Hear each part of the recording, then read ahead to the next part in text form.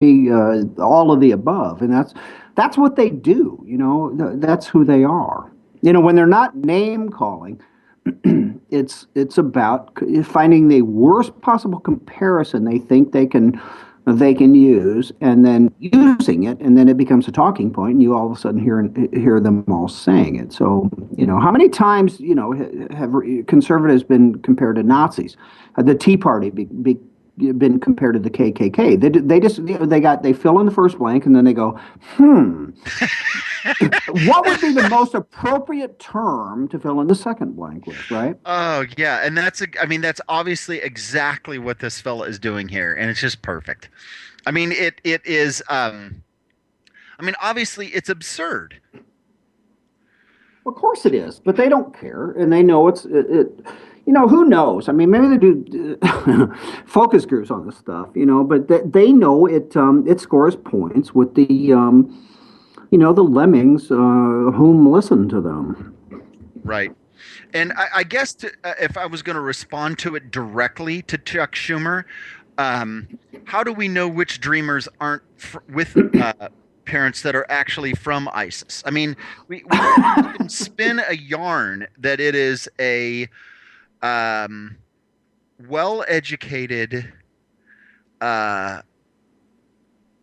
motivated, hardworking, not intended to take advantage of any of our social programs, somehow pushed to the sidelines couple from a few miles south of the border that risked limb and life to come here to the land of opportunity, and we hate those people.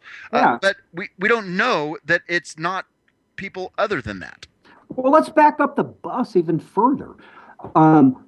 Just by virtue of him using the term dreamers, let's define that. The DREAM Act, which was not passed by Congress, was to grant, again, I don't know what else to call it, but amnesty. Liberals. By the way, Obama's recent decree, the left just rails against that's not amnesty. There are conditions attached. Nobody said amnesty ever was unconditional. You can grant amnesty and attach as many conditions to it as you want. But the original term dreamers, the DREAM Act, was intended to, by its authors, grant amnesty to children who were brought here illegally by their parents, and the thought going by no choice of their own, and they've been here, so they should be granted amnesty. That bill did not pass.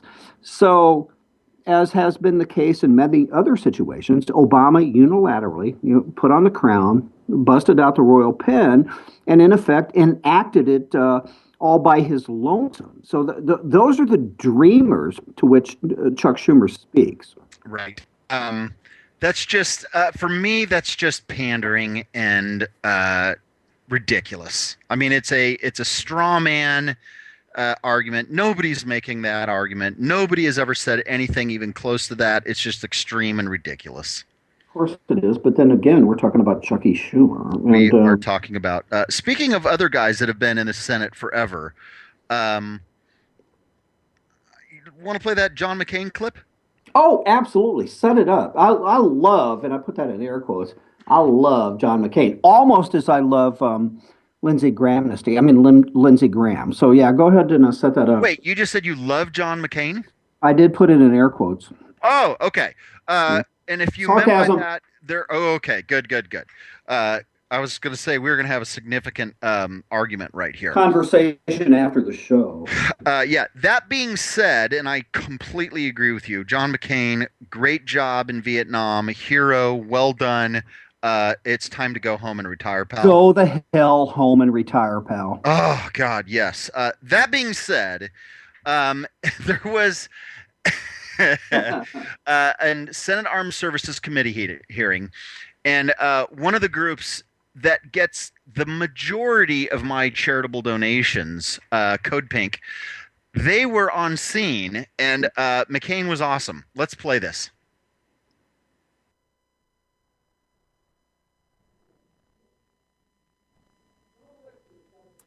You're going to have to shut up or I'm going to have you arrested.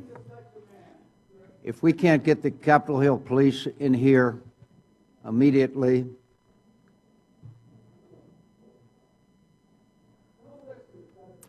Get out of here, you low-life scum.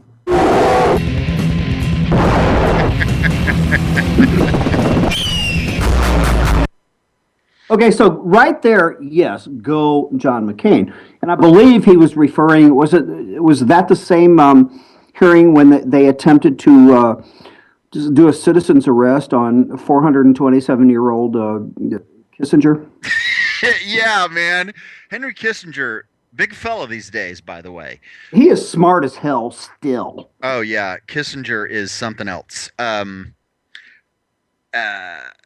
yeah, but it was the exact same thing. Here's the deal, Mike. Is I'm I don't know that all that much about Henry Kissinger. I mean, it's a little bit before my time. Um, well, back in the day, and of course I've only read this because I'm, mere years away from your age, but He said, tongue yeah, firmly in cheek. exactly. But I remember on the cover of Time magazine or whatever, Super K, and of course he was served under Nixon.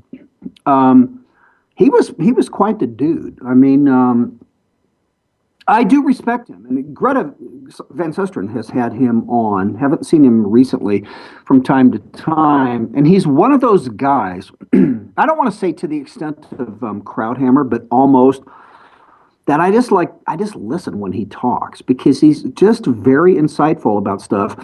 And I can't tell you anything with which I disagree that he said, but his analysis to me is, dude, it's usually spot on. I don't know. You feel differently?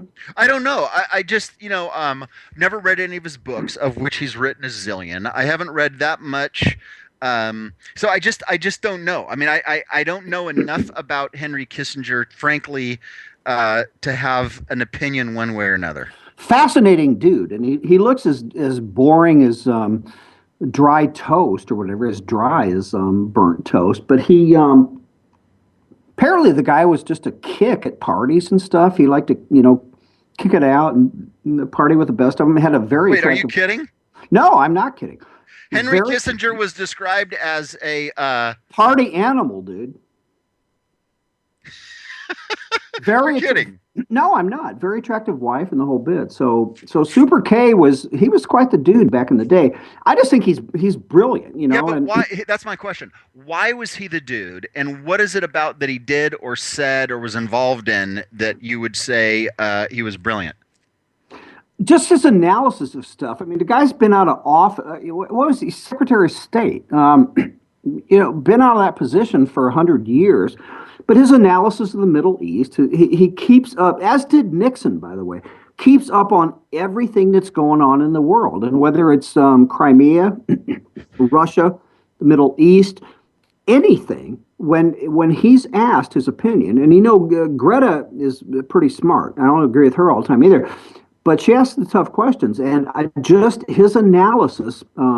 First of all, I admire him at 427 that he keeps up on crap, and he doesn't need to. But his analysis to me is always amazing. I just admire the guy for his acumen and his intelligence.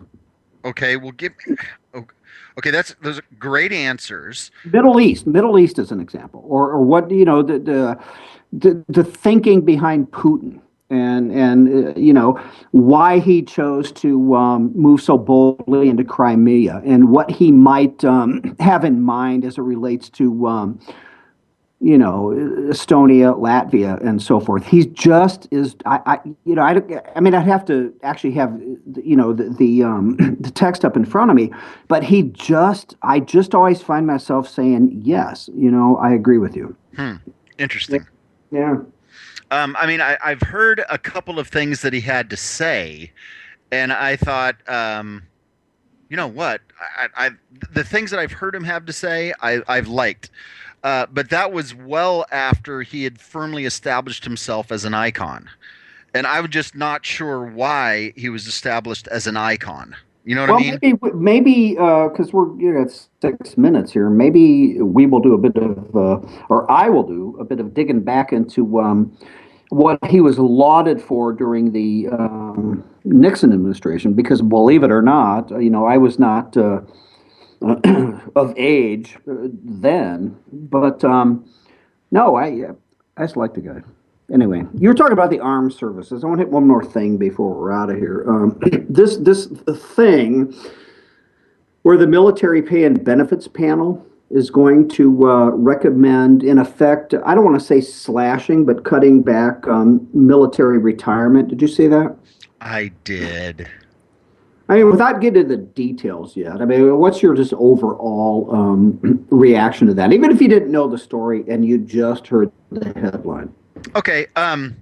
Well, first of all, the military is highly overpaid. They're highly overvalued. Their contributions are minimal. We've got important people, for example, who are retired from the Education Department, from the Department of Commerce, from the Department of Labor, from the Department of Agriculture, who have served faithfully in D.C.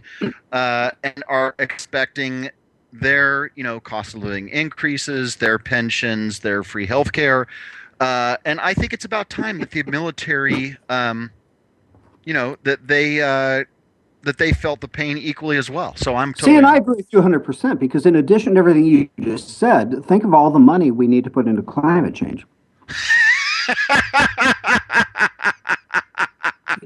So because obviously that is a bigger threat to us than anything that the military, I mean, obviously... Well, John Heinz Kerry has said it multiple times, and of course, he's way smarter than us because he likes to use words like a nihilism when he talks. So, of course. Right. I mean, hopefully the Pentagon is pivoting with the focus for the Department of Defense. Obviously, NASA within that world is pivoting to Muslim outreach.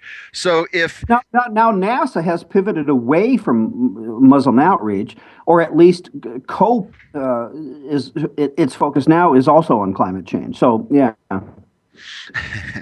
Well, here's the thing, is if the military can provide concrete evidence that they are doing things such as, awareness rallies, things like that, that'll actually have a positive impact on the changing climate, then maybe we can revisit this issue of retirement. But until then, why pay these people who are focused on something that's no longer a threat to humanity? Is my point. Exactly. We got like 3 minutes, and I'm not going to be able to get this all in. But let me tell you guys the gist of what we're talking about here. Military Compensation Retirement Modernization Committee will release its long-awaited report, which lots of changes. The ending 20-year retirement, vastly downgrading the pension program for military people, which is defined benefit plan. We might talk about this tomorrow. Kicking up, if you will, defined contribution plan for them, which is 401k. We can talk about those differences as well. But if you go down the list here, and maybe one of the biggest changes as well is when people retire from the military right now who get a pension when they retire, they're suggesting that be kicked back to, or kicked forward, if you will, to normal retirement age, whatever it might be, 65. So in other words, somebody retires from the military at 45, they had to wait for benefits for 20 years. So this thing just goes, listen, they're also suggesting that the pension continue, but vastly reduced. So here's the thing, though, is that means that if you sign up for the military, if you go in as an 18-year-old, instead of a 20-year deal, it's a 40-year deal. Yeah, and if you retire at 48, then you have to get another job, which I'm not suggesting you shouldn't, because they're in, like, the whole double dipper thing, used to be that case with civil service payments. But if by used to be you mean is, but right. Well, yeah, but there's no more civil service. Yeah, here's the deal. And we're under 30 seconds. Why doesn't Congress just give the military the same retirement benefits they have, or accept the benefits that they're suggesting the military take, Michael? I think that's a very simple solution. Well, that's a question that is going to be ignored, obviously. Hey, look, folks, we are out of time. 10 seconds left. Hold on through the break. Thanks for listening for the hour. Mike and Michael will be right back.